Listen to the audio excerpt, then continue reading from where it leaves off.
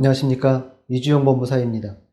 개인 회생을 진행하기 위해서는 일정한 수입이 있어야 신청이 가능합니다. 간혹 최근 취업한 경우나 알바의 경우에는 개인 회생이 가능한지 문의하는 경우가 많이 있는데요.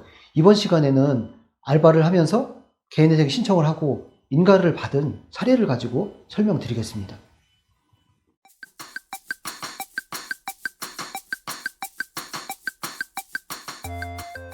개인 회생을 할 때 아르바이트를 하는 경우에도 개인 회생 신청권자가 될 수 있습니다. 이를 사례를 통해서 구체적으로 살펴보면 신청인의 수입과 직장으로는요. 신청인은 편의점 알바를 하고 있었습니다. 수입으로는 약 150만 원 정도 있었고 사대보험은 들지 않았습니다. 부양가족은 없었고 이혼을 한 지 오래된 당사자였죠.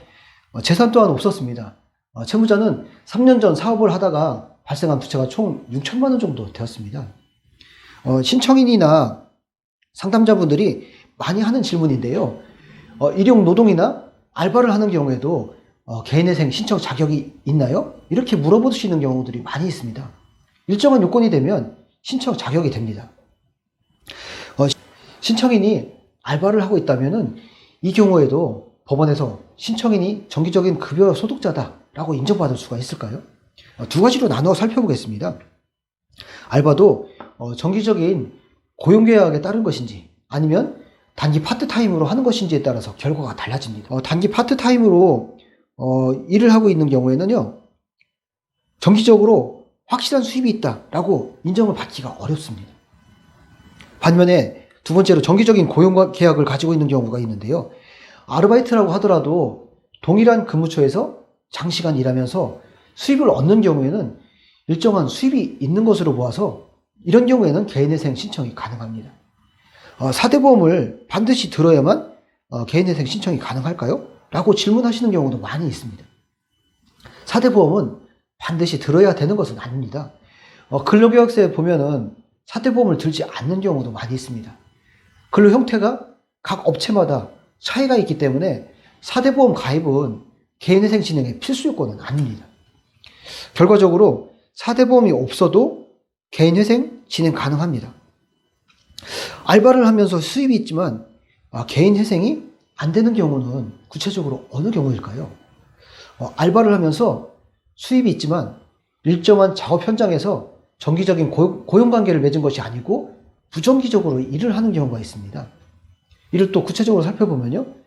매일 작업장에 나가서 일을 하는 것이 아니고 일이 있을 때만 나간다든지 또 불특정한 일을 하면서 매일 일당 형식으로 돈을 받아가지고 생활을 한다든지 또 월별 작업 일수를 미리 특정하기 어려운 경우가 있습니다.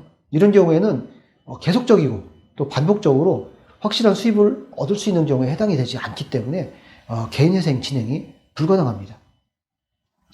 이 사례에서 신청인의 경우에는 사대보험을 들지 않았지만 근로계약을 체결했고 매일 근무하고 있으면서 또 근무한 지도 또 7개월이 되었고 이래서 정기적인 수입이 있다고 판단이 되어서 개인회생 신청을 하였습니다.